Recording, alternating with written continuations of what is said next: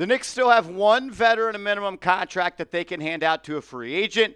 In the Ringer, they have linked the Knicks to two of the top guys, and they say they might be Knicks. We're going to break that down on today's show. But first, make sure you are subscribed to the channel. We are coming to the end of the month. Our July subscriber battle versus Boston Celtics today is going well.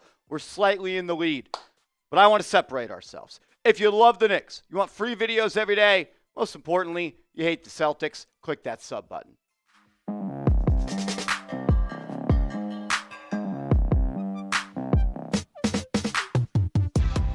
Yo, what's going on, everybody? You're watching Knicks Now by Chat Sports, and I am your host, Marshall Green. Let's dive into it. The Ringer has linked the Knicks to two free agents as they have a 14th roster spot open, which they can offer a veteran minimum due to Guerschon Yabusele taking less than the taxpayer mid-level exception. The first player we're going to talk about is Amir Coffey, who is linked by the Ringer to the New York Knicks. And this is a player that, to be honest with you, I'm not sure why he is still a free agent. You're a 6'7" wing, 28 years old, shot almost 41% from three, and you do your job. He's a decent defender, and I think he's worth more than the veteran minimum, and I think that's why he still may be unsigned. The Ringer wrote this: despite all the ways his game is a bit forgettable, I've always appreciated Coffey and never really understood why over the years he's flickered in and out of Tyronn Lue's rotation. He's pretty good. Last season, he averaged a career-high 24.3 minutes per game, the exact number as Derrick Jones Jr., and made 40.9% of his threes, which was a slight uptick from the 38% the prior year. Coffey is 28 years old and 6'7", and can't be left alone beyond the arc. He's consistent, understands his limitations, and was the longest tenured Clipper other than Kawhi Leonard and my twin, Ivica Zubac, before the club decided to go in a different direction. Bottom line, this is a dependable NBA rotation player. Why don't the Golden State Warriors sign him, or the New York Knicks, or the Miami Heat? There's something virtuous in every role player who accepts self-denial as a survival mechanism. That's Coffey, a professional conformist with skills that insinuate those of his more talented teammates. A good team should sign him. That last paragraph, they tried to get their SAT word on, a.k.a. Amir Coffey. He knows his role, and he plays it well.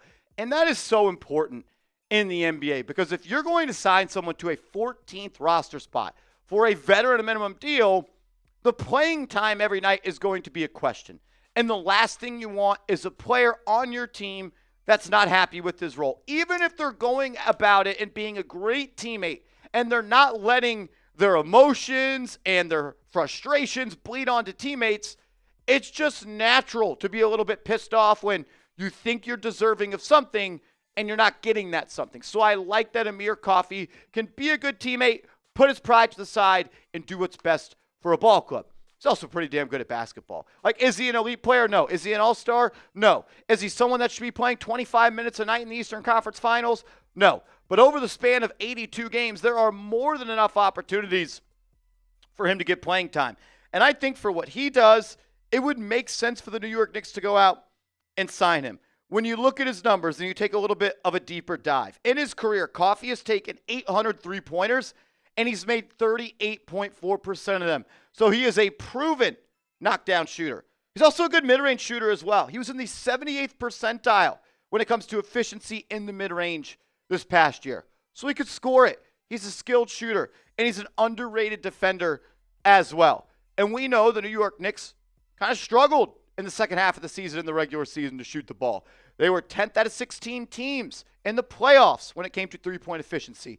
And if you could add a guy like Coffey, who shoots above league average from top of the key, 37.9% above the break compared to 35.3% as the league average, I'll take that. Shot 54% from that left corner. When you play for the Knicks, there are going to be a lot of opportunities for corner threes. OG and McHale missed too many of them in the playoffs. When you got a guy in the left corner that knocks it down at a 54% clip, and the other corner right at league average, I'll take that. Shot 50% in the mid-range. He could finish around the basket. He could finish in the paint in the non-restricted area.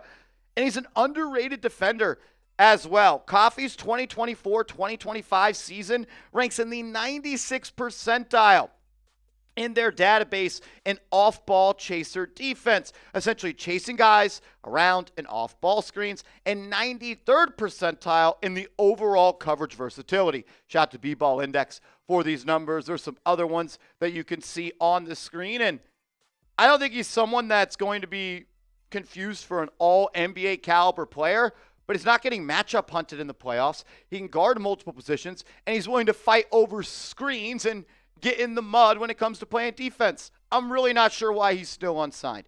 It has to be that, A, he's expecting a larger market to materialize. As we stand here on July 30th, I don't think that's happening. Not a lot of teams have a lot of money. Maybe there's an injury that we don't know about or something else. Like, you got to ask the question, would he sign for the vet minimum? If he would, I would hope the New York Knicks would have already offered him that deal. Because if he's going to come play here for a minimum salary, one, I think it makes a lot of sense for the Knicks. And two, I think it makes sense for him. Your starting shooting guard and your starting small forward are locked in with Bridges and Anunoby. You could use another true wing. I love Josh Hart. You guys know that. But he's a 6'4" power forward. You don't have another guy off the bench that's a wing unless you think Pacome Dadier at age 19 and year 2 in the NBA is going to be ready to rock and roll. And I don't think Dadier could do what Coffey can do, which is shoot 41% from three, execute in the mid-range, and guard on defense. There is minutes for him here. I hope that they circle the block if they've already got told no and they can find a way to get it done. I think it would make a lot of sense. There's one more player that the Ringer has linked to the New York Knicks. It's a name that we've talked about plenty of times on today's show. But if you're looking for a new wallet to replace your old funky wallet like this one, listen up and go to ridge.com/chat and use that promo code chat, and you're going to get 10% off your order today. I'll make sure all of that information is clickable down in the comments and description of today's show. That wallet I showed you, it was trash. I no longer use it. And it's because when I'd go on a date, I'd go out to the bar with the fellas, I'd pull it out to pay, I'd be a little bit insecure and a little bit embarrassed. No longer is that the case, though, with Ridge. I feel confident in the wallet I have. It's a lot more sleek. I feel more organized. And it's stylish. And there's 50-plus colors and styles to choose from. I also love the fact that you can't lose your wallet because there's a spot on the wallet for an AirTag attachment. So if you're like me and you're always losing your wallet and you got to do the double pat down of the shorts pocket before you get out of the car or out of the house and your wallet's not there, get hooked up with Ridge. And if you're a New York Giants fan, they have a Giants wallet for you as well. Also, more products from Ridge, not just wallets. They create premium, everyday carry essentials like key cases, suitcases, and rings, all built with the same sleek, durable design. And for a limited time, Knicks Now listeners are getting 10% off with the code chat at ridge.com. Or just go to ridge.com/chat and get hooked up with them. After you make your purchase, the best wallet in the game, they'll ask, where'd you hear about us? Tell them Knicks Now sent you by Chat Sports. All that information will be clickable down in the comments and description of today's video. Malclom Brogdon was the second player linked to the New York Knicks by the Ringer, and we've talked about him a couple of different times here on the program. There was a report from Steve Popper where he kind of shot down a guy like Chris Paul or Russell Wilson or Russell Westbrook, talking too much Giants, Ben Simmons as potential Knicks free agent targets. He did not shoot the idea down that Brogdon could be one, and the Ringer wrote, don't rule out the Knicks either, even though they've already signed Jordan Clarkson. We know that the Knicks and Brogdon have been linked together for a couple of years now.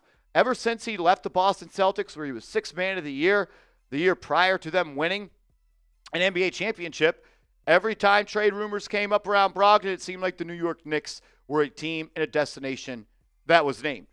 Good player, and still just 32 years old. Like, this isn't a guy that should be out of the league at this point. The thing that concerns me a little bit and gives me a little bit of hesitation, I guess, would just be his availability and his ability to stay healthy, because 24 games played this year with multiple different injuries isn't going to cut it. And before that, he played just 39 games. Did play 67 in Boston. That's where he won that sixth man of the year. He was a vital piece of that team. He was a difference maker, and he contributed to winning in a major way. He could score it. He could pass it. He's a catch-and-shoot threat. I'm a fan of his game. But again, in 2021, 2022, played less than 40 games there.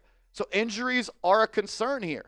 And if you're using, like, limited dollars that you have in your bankroll on a player that's injury prone, that's a little bit risky. But I also don't really mind taking a chance on a roster spot, number 14. Like, would I rather sign the healthy player that I know is going to play and be available? 100%. But if I'm willing to swing for the fences, and you're telling me on the other side of that swing could be a healthy Malclom Brogdon that was just a 6th Man of the Year winner 2 years ago, I'm willing to take that chance. And I think the Knicks need a backup point guard, unless we think that Tyler Kolek is going to be ready to play every single night and play 15 to 18 minutes. We love Deuce McBride. That's our guy.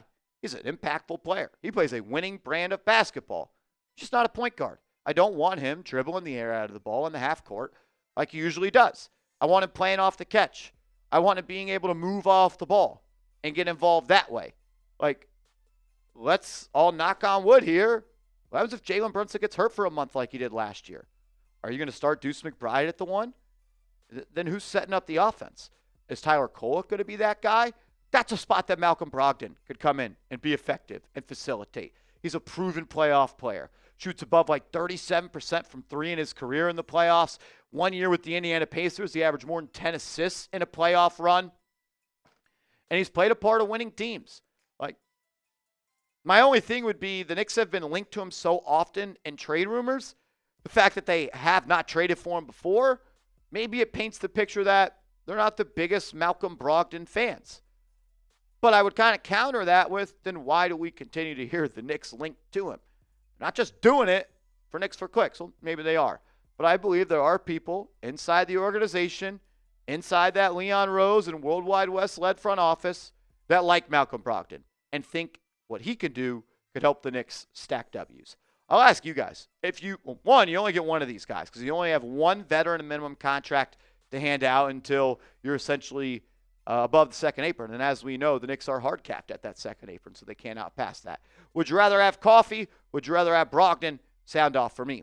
I'm really cool with either of these guys. Like, I think both of them make a lot of sense in their different ways. I think they could both help the New York Knicks win some games.